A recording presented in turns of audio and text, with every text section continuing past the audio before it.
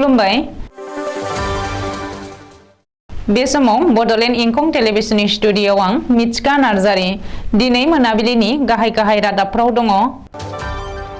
जिल्ला लायै जिल्ला डक्टर बानेकान्त काकति मेरिट बान्था होनाय हाबाफारिया दिनैनिफ्राय जागायबाय। एपीएससी आनजादाव अपसनेल पेपार थानाय नंलिया। 2023 मायथाइनि मेट्रिक आनजादनि रुटिन फोसावबाय। गवालपारायाव मैदेरनि उदखार सासे सुबुंनि जिउ खहा आरो गं 25 नखरफोरा सिलिंखार। आसुनि आफादगिरि दीपांकर कुमार नाथआ मासि नागारबाय।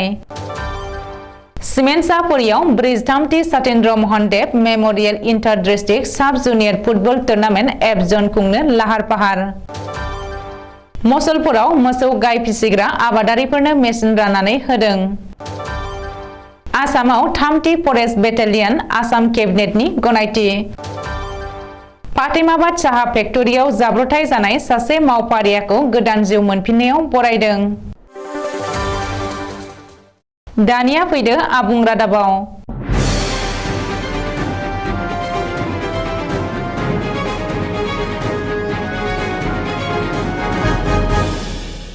रायजोनि गुबुन गुबुन जिल्लायाव जिल्ला लायै जिल्ला डक्टर बानेकान्त काकति मेरिट एवार्ड एबा डक्टर बानेकान्त काकति रोंग'सा बान्था होनाय हाबाफारिखौ 8 डिसेम्बर एबा दिनैनिफ्राय जागायबाय। मख'नो गोनांदि आसाम सरकारा सिगां बोसोरफोराव साफ्रोमबो रोंग'सा फरायसुला फरायसुलिफोरनो डक्टर बानेकान्त काकति मेरिट बान्था होनाय बायदिनो देग्लायबो रोंग'सा फरायसाफोरनो बान्था होनो फोसावदों आरो बे बान्था होनाय हाबाफारिखौ दिनैनिफ्राय जागायदों। मिथिनो हानाय बायदिब्ला मोनफ्रोम जिल्लायाव बान्था राननाय हाबाफारियाव आसाम सरकारनि साफा केबिनेट मन्थ्रि थागोन आरो गुन गोनां फरायसाफोरनो स्कुटि राननानै होगोन।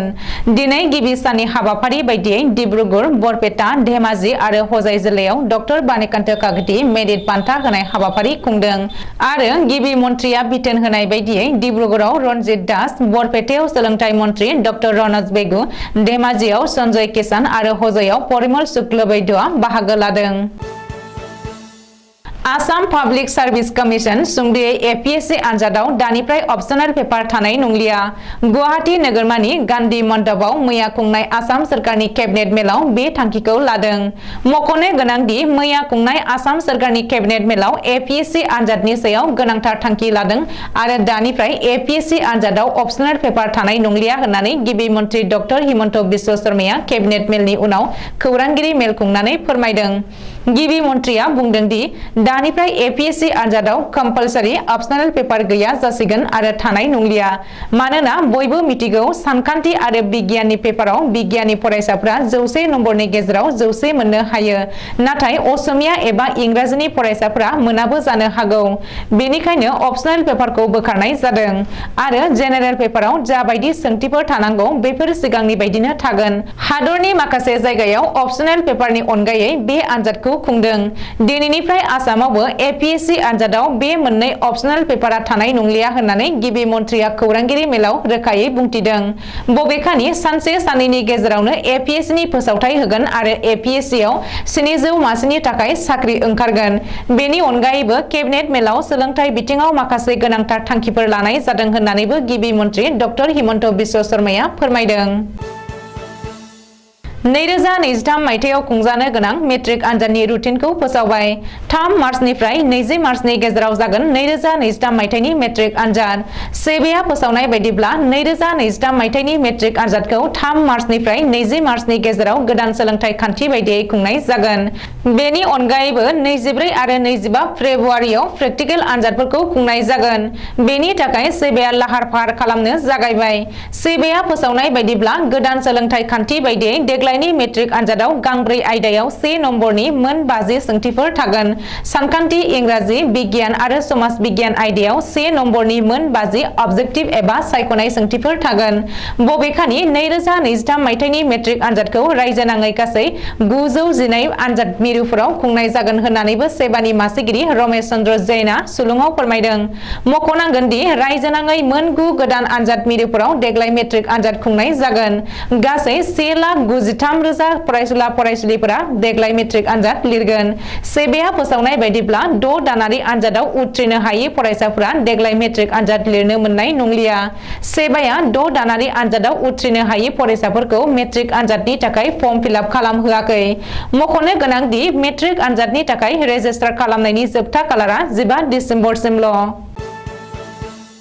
रायजो नाङै हाग्रानि मैदेरनि उदखार मानसि आरो मैदेरनि दाङाबाजिया लान्थ्रियै सोलिगासिनो दङ। बे समावनो गवालपारा जिल्लायाव हाग्रानि मैदेरनि गाग्लोबनायाव सासे सुबुंनि जिउ गोमानाय खौराङा सोराङाव फैदों।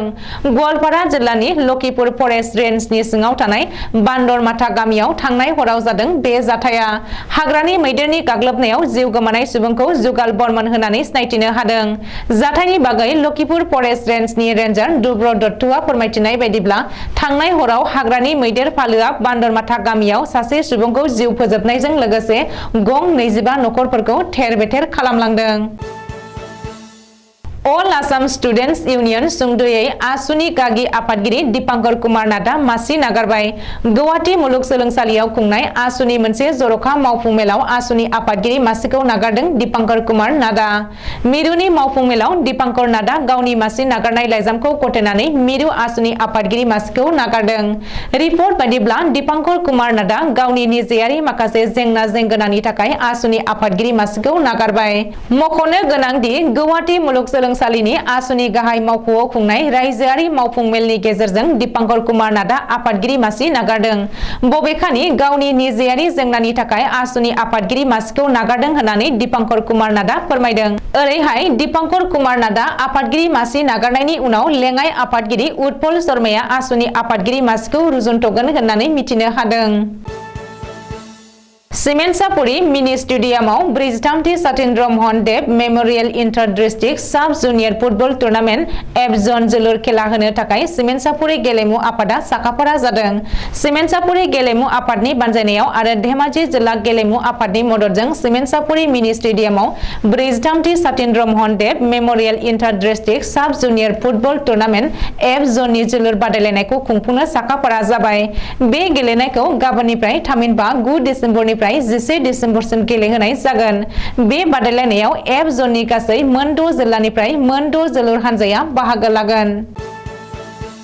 बिटिआर ओनसोलनि मोसौ गाय फिसिनानै गाइखेर आबाद मावनानै जाग्रा आबादारिफोरखौ मदद होनायनि थांखिजों गिबि खेबनि थाखाय बाक्सा जिल्लानि सदर मसलपुराव दिनै बिटिसि सोरखारनि डेयरी मिशन 2020-21 मावबिथांखिनि जोहै मोसौ गाय फिसिग्रा आबादारिफोरनो पनिर, साना, खवा बानायग्रा मेसिन आरो गांसो हाग्रा काटार मेसिन जुथा रेइनकटफोरखौ राननानै होयो बिटिसि सोरखारनि जुनार बिफाननि मावफुं सोद्रोमा राकेश ब्रह्मआ। दिनै सा 59 मोसौ गाय फिसिग्रा आबादारिफोरनो मसलपुराव बे मेसिनफोरखौ गिबियै रानजेननानै होनाय जायो।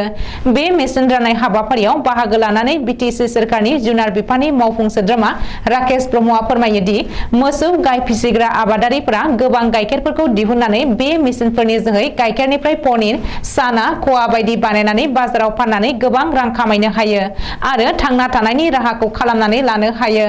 बेखौ नोजोर होनानै बिटिसि सोरखारा मोसौ गाय फिसिनानै गाइखेरनि आबाद मावग्रा आबादारिफोरखौ मदद होनाय थांखिफोरजों बेफोर मेसिनखौ राननानै होनाय जादों होननानै बुंथियो। लोगोसे बिटिआर ओनसोलनि गं 5 जिल्लाफोराव बे मेसिनखौ खमैबो सा 500सो मोसौ फिसिग्रा आबादारिफोरनो होनाय जागोन होननानैबो फोरमायबावो। आसामनि गिबि मन्त्रि डक्टर हिमन्त बिश्व शर्मानि मासि दैदेननायाव बुधबारखालि मोनाबिलि समाव गुवाहाटी गान्धी मण्डपआव जालांनाय केबिनेट जथुमाव गासै मोन 7सो गोनां थांखिखौ लानानै केबिनेटआव थांखि आजावदों। बेफोरनि गेजेराव दङ लखिमपुर जिल्लायाव गोदानै 3थि आसाम फरेस्ट बेटेलियन गायसंनाय जागोन। बे 3थि फरेस्ट बेटेलियननि थाखाय गासै सा 1100 लाइमोनफोरा गोदानै आसाम फरेस्ट बेटेलियनाव साख्रि मोनगोन आरो लोगोसेनो 600 फरेस्ट गार्डनि लांदां मासिखौबो सुफुंनाय जागोन। बेखायनो हाग्रा बिफानाव गासै 1700 मासि ओंखारगोन होननानै गिबि मन्त्रि डक्टर हिमन्त बिश्व शर्माया खौरांगिरिनि सिगाङाव फोरमायदों। बेनि अनगायैबो आसाम पाब्लिक सार्भिस कमिसननि लिरनाय आनजादाव अपसनेल साबजेक्टखौ बोखारनाय जाबाय आरो ग्रेड 1 आरो ग्रेड 2 अफिसारनि रिक्रुइटमेन्टआव आजिरा मोननाय फाइकि एबा एक्स आर्मिनि थाखाय खथा दोननाय जागोन होननानैबो केबिनेटआ थांखि आजावो।